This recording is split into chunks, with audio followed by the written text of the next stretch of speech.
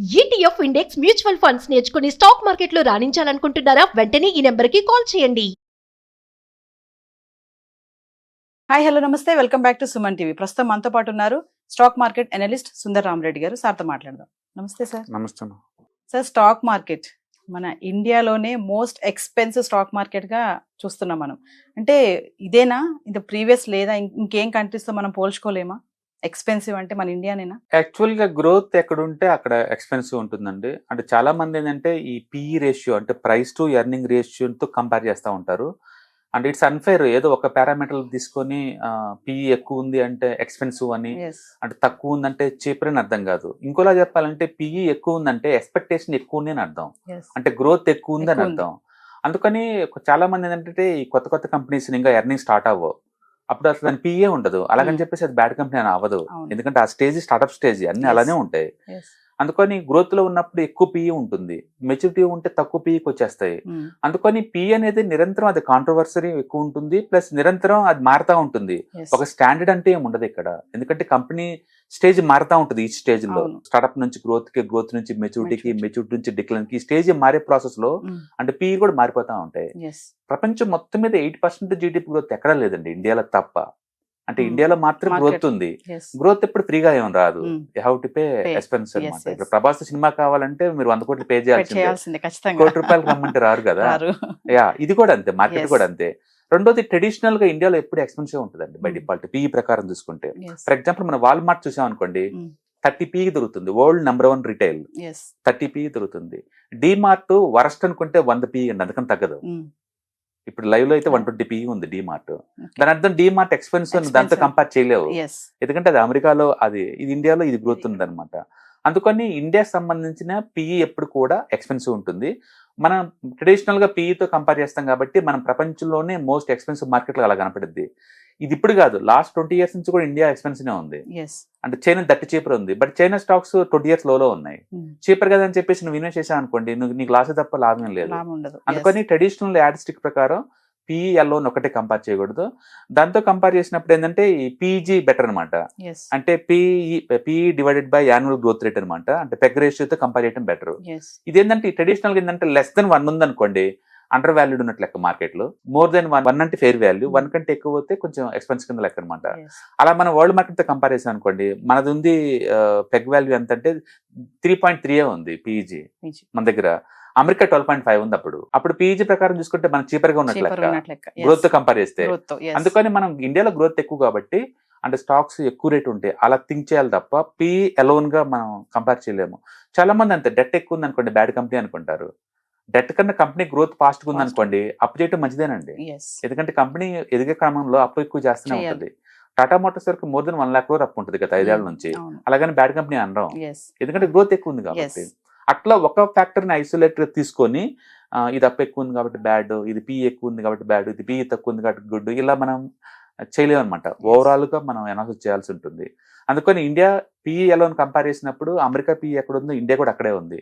కానీ అమెరికాతో పోల్చుకుంటే 3 రెట్లు 4 రెట్లు ఎక్కువ గ్రోత్ ఉంది ఇక్కడ. అందుకని పిఈతో కంపారిజన్ స్ట్రైట్ చేయలేం. కానీ అండ్ పిఈజీ రేషియోతో కంపేర్ చేసినప్పుడు మాత్రం ఇండియా రీజనబుల్ గానే ఉంది. ఇప్పుడు అమెరికా చూసాం అనుకోండి, అది కూడా 23 పిఈలో రన్ అవుతుంది ఇప్పుడు, అండ్ అది 12.5 ఉంది పిఈజీ రేషియో. దాంతో పోల్చుకుంటే ఇండియా అనుకోండి 23 ఉంది ఇది కూడా, బట్ పిఈజీ రేషియో 3 ఉంది, ఇంకా 12 లేదు. ఓకే, అందుకని ఇంకా ఎక్కువ గ్రోత్ ఉండే ఛాన్స్ ఉంది. ఇనేహో మార్కెట్ అయితే వాల్యుయేషన్ జోన్ కొంచెం కంఫర్ట్ కాకుండా కొంచెం ఎక్స్పెన్సివ్ జోన్ లో ఉన్నట్లు లెక్క ట్రెడిషనల్ కంపేర్ చేస్తే. ఎప్పుడైనా మంత్లీ నిఫ్టీ చార్ట్ తీసుకొని ఆర్ఎస్ఐ కనుక అప్లై చేసాం అనుకోండి, అది ఎప్పుడైనా మోర్ దెన్ 70 చూపిస్తుంది అనుకోండి, మార్కెట్ ఓవర్ గా పరిగెత్తినట్లు లెక్క అనమాట. It required 2 things. ఒకటి, ప్రైస్ కరెక్షన్ అన్న రావాలి, టైం కరెక్షన్ అన్న రావాలి. ఈ రెండిట్లో ఏదో ఒకటి చేయాలి. దాని మీనింగ్ ఏంటంటే నెక్స్ట్ 1 year లో రిటర్న్స్ పెద్ద రాకపోవచ్చు, లేదా మార్కెట్ సైడ్ వేలో ఉండొచ్చు. ఈ రెండిట్లో ఏదో ఒకటి జరుగుతుంది అనమాట. అప్పుడు మళ్ళీ స్టాక్స్ చేపర్ అయిపోతే మళ్ళీ పరిగెత్తడం బీన్ అవుతాయి అనమాట. హిస్టారికల్ గా మనం చూసుకుంటే ఇది ప్రతి 5 ఏళ్ళకి ఒకసారి జరిగింది. కోవిడ్ కన్నా ముందు జరిగింది, కోవిడ్ అప్పుడు మంచి డిస్కౌంట్ వచ్చింది. మళ్ళీ 5 years అవుతుంది కదా, మళ్ళీ ఇప్పుడు మార్కెట్ అంతా ఎక్స్పెన్సివ్ జోన్కి వచ్చింది. మళ్ళీ నెక్స్ట్ 1 year సైడ్ వే గానీ లేదా ప్రైస్ కరెక్షన్ కానీ కంపల్సరీ వస్తుంది అనమాట. అంటే మన దాంతో ఆస్ట్రేలియా కూడా 19 దాకా ఉంది గ్రోత్ తక్కువ, ఫ్రాన్స్ 18 పిఈ ఉంది, అంటే కెనడా 17 పిఈ ఉంది, అంటే జపాన్ 15 పిఈ ఉంది. ఏ గ్రోత్ లేని జపాన్, అక్కడ కూడా 15 పిఈ ఉంది అలా అనుకుంటే. చైనా 9 ఉంది, బట్ అక్కడ స్టాక్స్ కూడా ఆల్ టైమ్ లోలో ఉన్నాయి. అక్కడ రియల్ ఎస్టేట్ స్టాక్స్ అయితే 20 ఇయర్స్ లోలో ఉన్నాయండి. 2008 లోను బ్రేక్ చేసింది చైనా ఇప్పుడు. దాని మీనింగ్ ఏంటంటే last 20 years zero returns real estate లో, స్టాక్ మార్కెట్ కూడా జీరో రిటర్న్స్. అందుకని మనం PE లో చూసేసి అది అట్రాక్ట్ అవటం బదులు మంచి గ్రోత్ ఉన్న చోట ఎంటర్ అవడం బెటర్. ఇండియా ఏంటంటే కన్జంప్షన్ స్టోరీ చాలా ఎక్కువ, డొమెస్టిక్ కానీ ఎక్స్టర్నల్ కానీ. దానితో ఇప్పుడు ఎక్స్పోర్ట్ థీమ్ కూడా బీనింది కాబట్టి మార్కెట్ ఇంకా మూవ్ అయ్యే ఛాన్స్ ఎక్కువ ఉంది. కాబట్టి మార్కెట్ ఈ టైంలో ఎక్స్పెన్స్ అనే బదులు హిస్టారికల్ యావరేజ్ వాల్యూ కన్నా కొంచెం ఎక్స్ట్రా ఉంది అంటే బెటర్ అనమాట. కొంచెం ఎక్స్ట్రా ఉంది. హిస్టారికల్ యావరేజ్ ఏంటంటే 21 అనమాట. మనం 23 లో ఉన్నాం. యాక్చువల్ మార్కెట్ లో డ్రాప్ అవ్వాలంటే 29-30 జోన్ రావాలా, 20-30 అంటే 40% కూడా వచ్చినండి ఇండియన్ PE 40కి వచ్చిన రోజు కూడా ఉన్నాయి. అందుకని అదేదో కొత్త విషయం లాగా మార్కెట్ ఎక్స్పెన్సివ్ జోన్ లో ఉందనే బదులు హిస్టారికల్ యావరేజ్ వాల్యూషన్ తో పోల్చుకుంటే స్లైట్లీ ఎక్స్పెన్సివ్ ఉంది. బట్ మార్కెట్ బాగా డ్రాప్ అవ్వాలంటే నీకు 29 PE టచ్ అవుతూనే డ్రాప్ అయ్యే ఛాన్స్ ఉంది. మనకు చాలా మంది ఏంటంటే ఓల్డ్ అనలిస్టులు అందరూ ఏం చేస్తారంటే నిఫ్టీ కనుక 15 PEకి వచ్చింది అనుకోండి, దట్టి చేపరు, అప్పుడు వేరే అసెట్ క్లాస్ లో ఉన్న మనీ కూడా ఈ అసెట్ క్లాస్ మూవ్ చేయమంటారు. 30కి వచ్చింది అనుకోండి, ఇది చాలా ఎక్స్పెన్సివ్ అయిపోయింది, ఇందులో అసెట్స్ అన్ని వేరే అసెట్ క్లాస్ కు మూవ్ చేయమంటారు. యావరేజ్ PE 21, ఇక్కడైతే ఎక్స్పెన్సివ్ కాదు చేపర్ కాదు, అలా గిరిగేసుకుని కూర్చుంటారు. ఆ లెక్క ప్రకారం చూసుకుంటే మార్కెట్ ఇప్పుడు స్లైట్లీ ఓవర్ వాల్యుయేషన్ జోన్ లోకి ఎంటర్ అవుతుంది అంతే. అందుకని మార్కెట్ నిజంగా పడతాయా అంటే బేసికల్ చెప్పాలంటే నిఫ్టీలో ఉన్న మెజారిటీ స్టాక్స్ అసలు పార్టిసిపేషన్ చేయలేదండి. రిలయన్స్ పెద్ద మూవ్ అవ్వాలా, HDFC బ్యాంక్ పెద్ద మూవ్ అవ్వాలా, ఏషియన్ పెయింట్స్ పెద్ద మూవ్ అవ్వాలా, బజాజ్ ఫైనాన్స్ పెద్ద మూవ్ అవ్వాలా. ఇలా మనం చూసుకుంటే ఈ టాప్ లీడర్ కంపెనీస్ అవి కూడా టూ మచ్గా 4 సంవత్సరాలు పెరగలేదు. అవి మూవ్ అయితే తప్ప నిఫ్టీ మూవ్ అవ్వదు. అందుకని నిఫ్టీ టూ మచ్గా పడిద్దని బదులు ఒక 2000 పాయింట్లు అటు ఇటు స్వింగ్ అవ్వకుంటే నెక్స్ట్ 1 year ఉంటుంది తప్ప అది టూ మచ్కి పడదు, టూ మచ్ పెరగదు. బట్ బై ట్రెడిషనల్ గా India is the expensive market PE angle చూస్తే. బట్ PEతో కంపారిజన్ కన్నా కూడా PEG రేషియోతో కంపేర్ చేసుకుని బెటర్. అదైతే గ్రోత్ ఇన్బుల్డ్ చేస్తుంది కాబట్టి అది బెటర్. అలా చూసామనుకోండి, అమెరికా ఎక్స్పెన్స్ మనతో పోల్చుకుంటే, Australia expense, France expense, Canada expense, Japan expense, Germany expense, ఈ మార్కెట్లోనే ఎక్స్పెన్స్. మన దగ్గరలో ఉన్నది ఏంటి అంటే మనకంటే తక్కువ చేపర్ ఏముందండి ఈ టైంలో అంటే ఇటలీ ఒకటి, అది గ్రోత్ లేదు పెద్దగా. నెక్స్ట్ బ్రెజిల్ ఒకటి, మనకంటే తక్కువ ఉంది వరల్డ్ మార్కెట్ లో, అంతే, రెండే చీపర్గా ఉన్నాయి. ఈ లెక్కన PEG రేషియో ప్రకారం మన వరల్డ్ లోని 3rd చీపెస్ట్ మార్కెట్ ఇలా అనుకోవచ్చు. ఎందుకంటే గ్రోత్ తో కంపేర్ చేయడం అనేది ఫెయిర్ అనమాట. అందుకని PEతో ఇట్స్ అన్ఫేర్. ఎందుకంటే ట్రెడిషనల్ గా చాలా కంపెనీస్ 20 40 టైటన్ ఉంది అనుకోండి, ఆల్మోస్ట్ 60-70 PE తోటి 20-30 సంవత్సరాలు ఉంది అది. అందుకని ఇండియా ట్రెడిషనల్ గా ఎక్స్పెన్సివ్ మార్కెట్ బై డిఫాల్ట్, ఎందుకంటే గ్రోత్ ఎక్కువ ఉంటుంది కాబట్టి. అండ్ దీన్ని మనం వెస్ట్రన్ కంట్రీస్ తో కంపేర్ చేసేసి దాని ఎక్స్పెన్సివ్ అనే బదులు మన ఓన్ హిస్టారికల్ డేటాతో కంపేర్ చేసుకుని మనం చెప్పుకోవటం బెటర్ అనమాట. ఇదే కాదు, ఈ PE రేషియో మనం ఎప్పుడైనా కంపేర్ చేసేటప్పుడు ఐసోలేటెడ్ గా ఇండస్ట్రీ వైజ్ కంపేర్ చేసే బదులు ఈ స్టాక్ యొక్క ఓన్ PEని గత 10 years యావరేజ్ తో కంపేర్ చేసుకోవటం బెటర్ అనమాట. మళ్ళీ దీంట్లో డీ రేటింగ్, రీ రేటింగ్ అని మళ్ళీ 2 కాన్సెప్ట్ ఉంటాయి, మళ్ళీ అవి కూడా అప్లై చేయాల్సి ఉంటుంది. ప్రస్తుతానికైతే మార్కెట్ స్లైట్లీ కొంచెం ఎక్స్పెన్సివ్ 21 తో పోల్చుకుంటే 23 ఉంది కాబట్టి అది టూ మచ్ గా పడదు, టూ మచ్ గా పెరగదు. బట్ ట్రెడిషనల్ గా మాత్రం 30 ఈజ్ ఎక్స్పెన్సివ్ జోన్, అంటే 15 ఈజ్ మార్కెట్ లోకి ఎంట్రీ జోన్. అగ్రెసివ్ మీరు ఎంటర్ అవ్వాలనుకుంటే. అంటే ఇప్పుడు కొంచెం ఎక్స్పెన్స్ స్లైట్ గా ఉంది కాబట్టి SIPలు అయితే కంటిన్యూ చేసుకోవచ్చు. కొత్తగా మార్కెట్ లో బల్క్ లో పెడదాం అనుకున్న వాళ్ళు ఇన్స్టాల్మెంట్ లో పెట్టుకోవడం బెటర్. ఇందులో మనకి డిజిటలైజేషన్ క్యాపిటల్ అని కూడా అంటారు కదా సార్, అది ఎలా ఉంటుంది అసలు? అంటే డిజిటలైజేషన్ అంటే ఒకప్పుడు ట్రెడిషనల్ గా ఉండేది కదా అసెట్స్ అన్ని కూడా, అది ఇప్పుడిప్పుడే ఈ ఫోన్ పే, గూగుల్ పే వచ్చిన తర్వాత పల్లెటూరులో వాళ్ళందరూ డిజిటల్ గా పే చేస్తున్నారు. ఎప్పుడైతే డిజిటల్ పేమెంట్లు స్టార్ట్ అయినాయో అసెట్స్ అన్ని డిజిటలైజేషన్ అయిపోయింది. ఇంకా ట్రాన్స్ఫర్ అయిపోయింది, ఈజీ అయిపోయింది ట్రాన్స్ఫర్ అవడం. ఆన్లైన్ కేవీసీలు వచ్చేసింది. ఇప్పుడు స్టాక్ అకౌంట్ ఓపెన్ చేయడం అనేది 5 నిమిషాల పని. అందుకని ఒకప్పుడు పేపర్ ఉండేటప్పుడు చాలా లేట్ గా ఉండే ప్రాసెస్, ఇప్పుడు క్విక్ గా అయింది. క్విక్ అయింది కాబట్టి మార్కెట్ కూడా రీడెఫైన్ అవుతుంది తగ్గట్టు. అందుకని 23 ఎక్స్పెన్స్ కావు. PE రేషియో ఎంత హై ఉంటే మనం మోస్ట్ ఎక్స్పెన్సివ్ అని చెప్పుకోవచ్చు? ఇప్పటి వరకు హిస్టారికల్ డేటా చూసుకుంటే 40 వచ్చింది అనుకోండి, మనం ఎక్స్పెన్స్ కింద ట్రీట్ చేయొచ్చు. 40% దాటిపోయింది, 40 PE దాటిపోయింది ఒకే ఒకసారి కోవిడ్ అప్పుడు పోయింది అంతే. కోవిడ్ తర్వాత ఫ్రీ మనీ వచ్చి పడింది మార్కెట్ లోకి టూ మచ్ గా. దాంతో కోవిడ్ లో 0 ఇంట్రెస్ట్ వరల్డ్ వైడ్ గా అందరు బాగా భారీగా లోన్ తీసుకున్నారు, మొత్తం మార్కెట్ లో పుష్ చేశారు. అందుకని కోవిడ్ కిందకి ఎంత పడిందో అంతకన్నా స్పీడ్ గా మళ్ళీ పైకి వెళ్ళింది. చాలా మంది కోవిడ్ అని పడ్డప్పుడు చాలా లాస్ అయింది అనుకుంటారు, కానీ కోవిడ్ సంవత్సరం కూడా నిఫ్టీ 12% ప్లస్ లో క్లోజ్ అయింది. నిఫ్టీ ఆ సంవత్సరం కూడా అంటే జస్ట్ పడింది 3 months. 3 months కల్లా మళ్ళీ క్విక్ గా రికవర్ అయిపోయింది. ఓకే, స్టాక్ మార్కెట్ లో ఉన్న బ్యూటీ ఏంటంటే విత్ ఇన్ 1 year కి రికవర్ అవుతుంది మెజారిటీ టైం. ఒకవేళ డౌన్ అయిపోయినా కూడా ఎంత స్పీడ్ గా డౌన్ అయితే అంతే స్పీడ్ తో పెరిగిద్ది. పెరుగుద్ది. అంటే ఇయర్లీ 20% డౌన్ అనేది దాని నేచర్, అది దాని Yes. డౌన్ ట్రెండ్ కూడా అనకూడదు మనం. yes డెకేడ్ కి ఒకసారి మాత్రం 50-60% పడుద్ది yes స్టాక్ ఓవర్ వాల్యుయేషన్ వచ్చిన ప్రతిసారి కూడా ఏదో ఒక రీజన్ తోటి. yes మొన్నటి రీజన్ కోవిడ్ అంతే. yes మళ్ళీ 5 years అవుతుంది కదా, మార్కెట్ ఎంతకంత కరెక్షన్ వచ్చే ఛాన్స్ ఉంది. yes 30-40 రావు, కానీ 30-40 రావంటే డెకేడ్ వెయిట్ చేయాల్సిందే. yes అండ్ ఇప్పుడిప్పుడే ఇండియాలో ఫైనాన్షియలైజేషన్ అంతా డిజిటలైజేషన్ అయిపోతుంది కాబట్టి అంత ఈజీ పడదు. పడదు. పల్లెటూరు నుంచి కూడా ఎస్ఐపీలు వస్తున్నాయి మార్కెట్ లో. yes ఇవాళ రేపు పల్లెటూరు ఎవరు సరే అందరు బీటెక్ వాళ్ళే, BTech. అందరికి అర్థమైంది మార్కెట్స్ మనీ Yes. ఎక్కడ వస్తుంది అనేది. అంటే ట్రెడిషనల్ అసెట్స్ ఏం రావట్లేదు, అందుకని ఇదైతే కొంచెం బాగుంది కదా అని వస్తున్నారు. yes అందుకని అది హైప్ కాదు, గ్రౌండ్ నుంచి మనీ మార్కెట్ లోకి వస్తుంది కాబట్టి. అండ్ రియాలిటీ ఏంటంటే గ్రోత్ ఉంది ఇండియాలో. yes మనం చూస్తున్నాం, ట్యాక్స్ కలెక్షన్ చూస్తున్నాం, ఐటీ ఫైలింగ్ చూస్తున్నాం, జిఎస్టీ కలెక్షన్ చూస్తున్నాం, బయట గ్రోత్ మనం విజువల్ గా చూస్తున్నాం. Yes. మెట్రోస్, ట్రైన్స్ అన్ని వచ్చేస్తున్నాయి.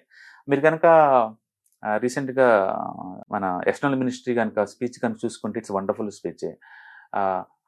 రోజుకి 25 కిలోమీటర్ రైల్ రోడ్లు వేస్తున్నారు, Mm. అండ్ 18 కిలోమీటర్స్ ఏమో ట్రైన్ రోడ్లు Train per day per day. చేస్తున్నారు. అండ్ ఇయర్లీ 2 లేదా 3 మెట్రో రైల్స్ బీన్ అవుతుంది ఇండియాలో. Yes. అండ్ 7 లేదా 8 ఎయిర్పోర్ట్ తయారు అవుతున్నాయి Hmm. సంవత్సరానికి. సంవత్సరానికి Okay. yes. అండ్ 10 ఏళ్ళకి ఒకసారి ఎడ్యుకేషన్ సిస్టమ్ మొత్తం డబుల్ అవుతుంది. Develop. మెడికల్ కాలేజీలు డబుల్ Yes, అవుతున్నాయి, yes. స్కూల్స్ డబుల్ అవుతున్నాయి. ఇంత గ్రోత్ వరల్డ్ ఎక్కడుంది అని చెప్తున్నారు. Mm. That's true. ఎందుకంటే ఇప్పుడు ఇండియన్ స్టాక్ మార్కెట్ లో చూసుకుంటే మొత్తం దగ్గర దగ్గర 17 కోట్ల అకౌంట్స్ ఉన్నాయి.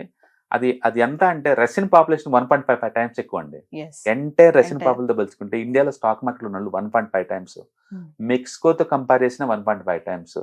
ఓకే, ఇట్లా వేరే కంట్రీ పాపులేషన్ ఎంత ఉందండి స్టాక్ మార్కెట్ లోనే. ఇక అందరు సీరియస్ గా ఇక్కడికి వచ్చారనుకోండి, మిగతా నథింగ్ అనమాట. అందుకని మనం ఉన్న ఇప్పుడున్న జోన్ ఏంటంటే చాలా ర్యాపిడ్ గ్రోత్ జోన్ లో ఉన్నాము. ఈ టైంలో అటు ఇటు కొంచెం షేక్అవుట్ అయ్యేది మాట నిజం. వరల్డ్ మార్కెట్ లో ఏంటంటే గ్రోత్ లేదు, అందుకని అంత మనీ ఇండియాకు వచ్చే ఛాన్స్ ఎక్కువ ఉంది. yes ఎఫ్ఐఎస్ ఇన్వెస్ట్మెంట్స్ కూడా 10 years లోలో ఉన్నాయి ఇండియాలో. yes అందుకని వాళ్ళకి కొత్తగా అమ్మడానికి పెద్దగా లేవు, వాళ్ళకి కొత్త పొజిషన్ తీసుకోవడం తప్ప. yes ఒక పక్క మ్యూచువల్ ఫండ్ హెవీగా ఇన్వెస్ట్ చేస్తున్నారు. yes ఎంత అగ్రెసివ్ అంటే సంవత్సరానికి ఒక మ్యూచువల్ ఫండ్ ఇండస్ట్రీ నుంచి 3 లక్షల కోట్లు వస్తుందంటే Mm. మీరు ఊహించండి, ఎంత భూమిలో ఉందో. అంత వస్తుంది. yes రియాలిటీ ఏంటంటే కంపెనీస్ గ్రోత్ కూడా అలానే ఉంది. అలానే ఉంది. ఒకప్పుడు యాపిల్ ఫోన్ ఇంపోర్ట్ చేసుకోవాలా, ఇప్పుడు మనం ఎక్స్పోర్ట్ చేస్తాం. ఎక్స్పోర్ట్ చేస్తున్నాం. 2 లక్షల కోట్ల వర్త్ yes ఇండియా నుంచి మన ఎక్స్పోర్ట్స్ బయటకు వెళ్తున్నాయండి. ఒకప్పుడు సెమీ కండక్టర్ ఇండస్ట్రీ అంటే అది ఒక డ్రీమ్. ఇండియాలో హైదరాబాద్ లో అయితే ఫ్యాబ్ సిటీ ఎప్పుడో ఉంది, పేరుకే, ఒక్కటి కూడా ఇంతకేం పడలేదు. yes కొత్తగా ఇప్పుడు టాటా వాళ్ళు, వేదాంత వాళ్ళు, అదానీ వాళ్ళు, అంటే పెద్ద పెద్ద ఇండస్ట్రీ వాళ్ళు ఎంటర్ అవుతున్నారు ఆడ. సడన్ గా ఇప్పుడు చూస్తే 6 ఇండస్ట్రీలు ఆల్రెడీ బిగినాయి, yes ఇంకొక 20 గవర్నమెంట్ అప్రూవల్ కోసం వెయిట్ చేస్తున్నాయి. అంటే ఊహించుకోండి ర్యాపిడిటీ, ఆ Rapidity. స్పీడ్ చూడండి. ఒకప్పుడు అలా ఉండేది కాదు. Mm. వాళ్ళు బింగ్ చేస్తా ఉంటే 1 year to 2 years ఉండేది. ఇప్పుడు అట్లా కాదు, గవర్నమెంట్ పర్మిషన్ క్విక్ గా ఇస్తుంది, ఇండస్ట్రీ వాళ్ళు క్విక్ గా స్టార్ట్ చేస్తున్నారు. yes అంటే ఫ్యాక్స్ కన్నా 30 ఫ్యాక్టరీలు కట్టారు విత్ ఇన్ 2 years కల్లా. 70,000 మంది జాబ్లు ఇచ్చారంటే ఊహించుకుని ఎంత ఫాస్ట్ జరుగుతుందో. yes అందుకని 2-3 years బ్యాక్ యాపిల్ ఫోన్లు అబ్రాడ్ తెచ్చుకునే స్టేజ్ నుంచి విత్ ఇన్ 3 years కల్లా యాపిల్ మ్యానుఫ్యాక్చరింగ్ అవటం కాదు, ఇక్కడ నుంచి బయట ఎక్స్పోర్ట్స్ 2 lakh crore అవుతుంది. yes అంత ర్యాపిడ్ గా ఇప్పుడు వస్తుంది, ఇంత ముందులా కాదు. అందుకని ఇప్పుడు గ్రోత్ చాలా ఫాస్ట్ ఉంది. చాలా ఫాస్ట్ గా ఉంటుంది. yes ఆ ఫాస్ట్నెస్ జనాలకు అలవాటు లేక ఎక్స్పెన్సివ్ లోకి వెళ్తుంది, అంత పడుతుంది అలా అంటారు. కానీ ఇప్పుడు లేదండి. పైగా మార్కెట్ పార్టిసిపెంట్స్ ఇప్పుడు లెవెల్ ప్లే బాగా ఆడుతున్నారు గేమ్స్. yes రిటైలర్స్ కూడా విత్ బీటెక్ బ్యాక్గ్రౌండ్ తో వస్తున్నారు కాబట్టి వీళ్ళు కూడా ఆలోచిస్తున్నారు. అందుకని వీళ్ళు ఇన్నోసెన్స్ అని అంటానికి లేదు. ఇప్పుడు ఎఫ్ఐఎస్ కన్నా వీళ్ళు ఇంకా యాక్చువల్ చెప్పాలంటే ఎఫ్ఐఎస్ 10 years లోలో అమ్మేసుకుని పోతున్నారు ఎవరి లాస్ట్ 4 years నుంచి. వాళ్ళు అమ్ముతుంది 17,000 నుంచి అమ్ముతా ఉన్నారు. మార్కెట్ ఇప్పుడు 25,000 ఉంది కదా, yes వాళ్ళు లాస్ అయినట్టు ఎంతకంత, రిటైలర్స్ గైన్ అయినట్టే కదా. అందుకని రిటైలర్స్ అంటే ఇన్నోసెన్స్ అనే స్టేజ్ నుంచి రిటైలర్స్ కూడా అడ్వాన్స్ అవుతున్నారు, లెవెల్ ప్లే ఆడుతున్నారు అంటే బెటర్. నెక్స్ట్ స్టేజ్ ఏముంటదంటే ఇండియాలో రిస్ట్రిక్షన్స్ ఆపేసేసి బయట దేశాలు ఇన్వెస్ట్ చేయడానికి ఆర్బీఐ పర్మిషన్ ఇవ్వాలి. ఇచ్చింది Yes. అనుకోండి, మనం అక్కడ స్టాక్ మార్కెట్ గేమ్ ఆడతాం. వరల్డ్ ఎక్కడ చీపర్ అయితే అక్కడ మనం గేమ్ ఆడటానికి ఛాన్స్ ఎక్కువ ఉంటుంది. నెక్స్ట్ అదే జరగబోతుంది ఇండియాలో. yes అందుకని స్టాక్ మార్కెట్ ఇప్పుడు బీనింది, జస్ట్ గేమ్ స్టార్ట్ అయింది. ఇప్పుడు yes it's going to move. అంటే వలటిలిటీ అనేది దీంట్లో నార్మల్ థింగ్ అండి. మార్కెట్ పడ్డప్పుడు ఒకలాగా, పెరిగినప్పుడు ఇంకోలాగా అలా మాట్లాడే బదులు వలటిలిటీ అనేది స్టాక్ మార్కెట్ నేచర్. అది yes నిజం చెప్పాలంటే రేపు ఏం జరిగిద్ది కూడా మనం ముందే చెప్పడం కష్టం. కానీ ఇండియన్ జీడిపి గ్రోత్ మనం బేస్ గా తీసుకుంటే గనక మార్కెట్స్ ఇంకెక్కడికో పోతాయి తప్ప కింద పడే ఛాన్స్ తక్కువ. yes and up and down అవుతుంది, అది మామూలు విషయం. అది అందుకని నా ఎక్స్పెక్టేషన్ అయితే మాత్రం 26,000 సీలింగ్ నెక్స్ట్ 1 year కి. డౌన్ ట్రెండ్ కూడా 23,000 దగ్గర ఆగిపోద్ది. ఈ లోపు ఏంటంటే కన్సాలిడేషన్ అవుతుంది. అండ్ ఈ లోపు పీలు బాగా డ్రాప్ అవుతాయి కాబట్టి ఎస్ మళ్ళీ ఇంకోసారి బ్రేక్అవుట్ అయ్యి ముందు పోయే ఛాన్స్ ఎక్కువ ఉంది. మొత్తానికి positive next decade belongs to India. So అత్యంత ఖరీదైందని చెప్పుకోకపోయినా స్లైట్లీ అయితే డిఫరెన్స్ ఉందని చెప్పుకోవచ్చు. ఎస్ 21 ట్రెడిషనల్ గా యావరేజ్ పీ ఉండేది, మనకు కొంచెం ఆ వైపు కొన్నాం ఇప్పుడు. బట్ బాగా ఎక్స్పెన్సివ్ అంటే నువ్వు 29-30 చెప్పాలి, ఎస్ బాగా ఎక్స్పెన్సివ్. Thank you sir.